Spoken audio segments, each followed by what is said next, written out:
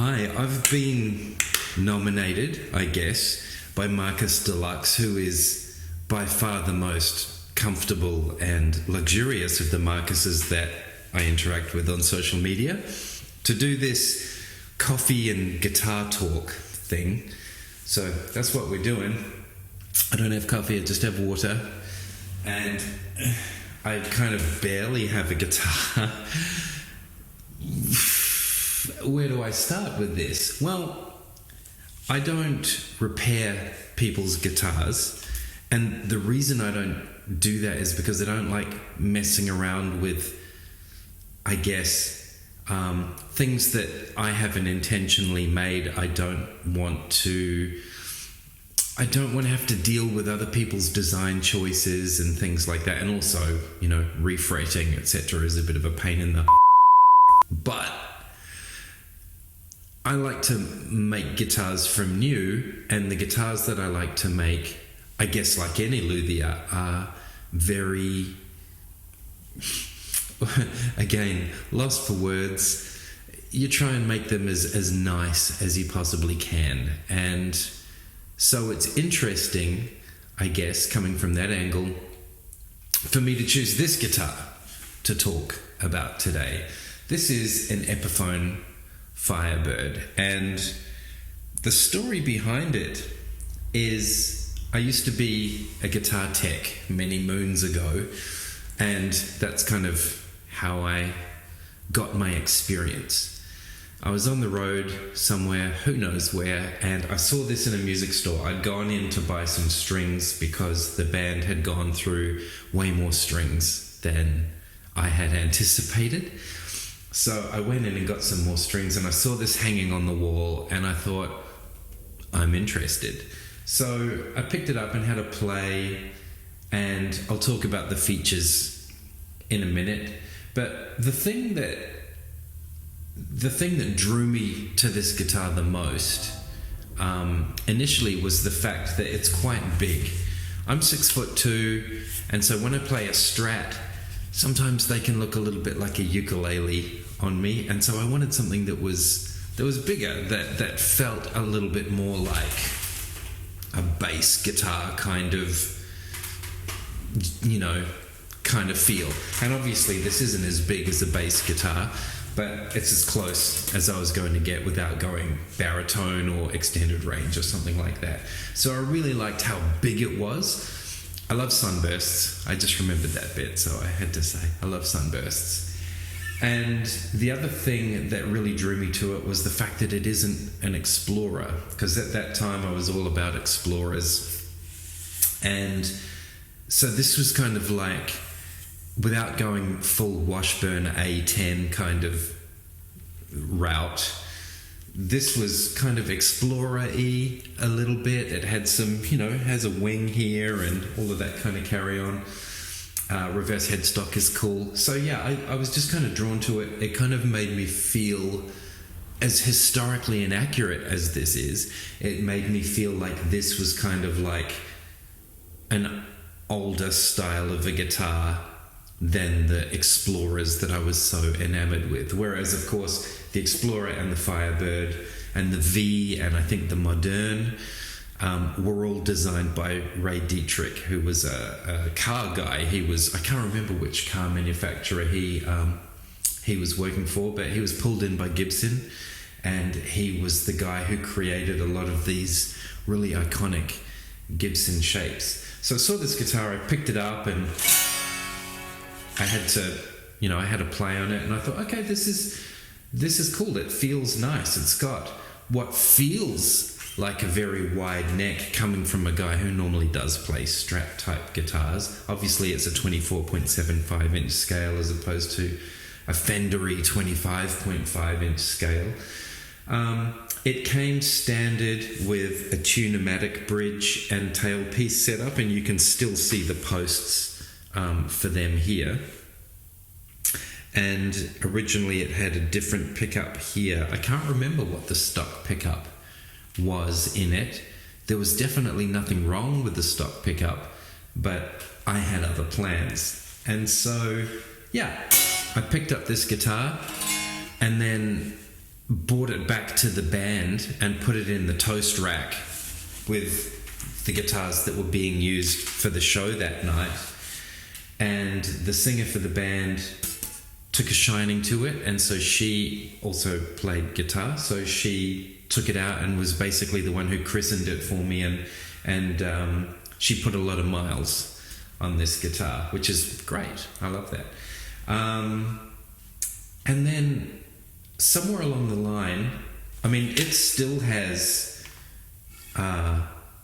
gaffer tape marks on the neck and on the body and all kinds of, all around here, where the strap was gaffer taped to the body of the guitar, and it just stayed on there for years. I mean years, because I bought this guitar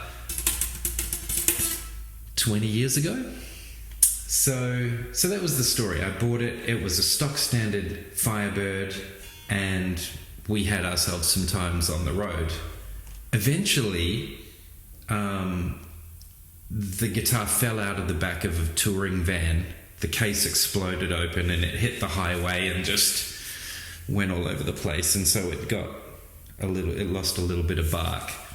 And along the way, the scratch plate shattered. I had really bad luck with scratch plates on this guitar. So the scratch plate shattered, and so I had to go on eBay and look for another guitar that I could, or just a scratch plate by itself. And I couldn't find a scratch plate by itself. So I found another guitar that was identical. And I just bought it for parts because I'd grown quite fond of this guitar. And so I put the new scratch plate on, and then I changed careers and I started being a session musician, which is, saying it out loud, I can't believe it ever happened, but it's true, I did. And this ended up being the guitar that I used for almost all of my sessions, unless I was doing acoustic playing. And so this guitar then toured the world with me playing it, which was a nice change. Played to a lot of people and some very, very big shows. So that was cool. I had a good time doing that. And I don't know why.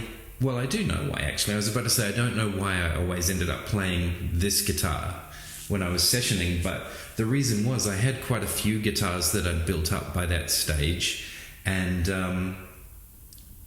management would ask, what do you got?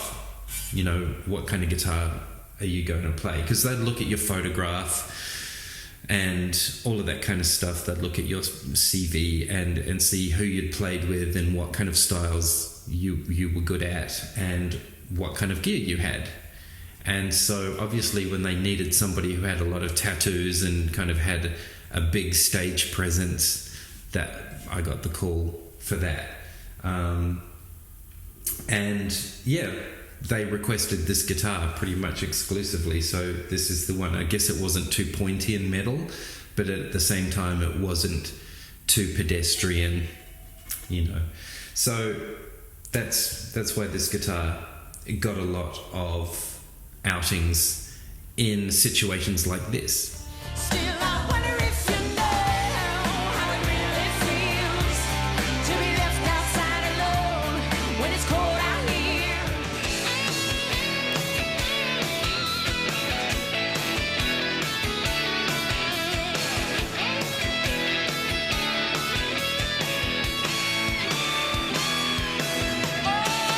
So that's that guitar, this guitar, in action many, many moons ago. I guess I should talk you through some of the functions. So I mentioned before that it had a full scratch plate, and all of the screws are still there, except for that one, for the full scratch plate. But after it started getting smashed up and used and dropped and just things happened to it, and also because I'm a massive Van Halen fan from day one, so I just thought, let's cut down this scratch plate and just have just that bit and have the rest of this visible. I like it. This knob is smashed off. There's 2 steel knobs here. But it remained reasonably stock. These tuning machines are the best tuning machines I've ever experienced in my life. They're so smooth. And I remember in my own band,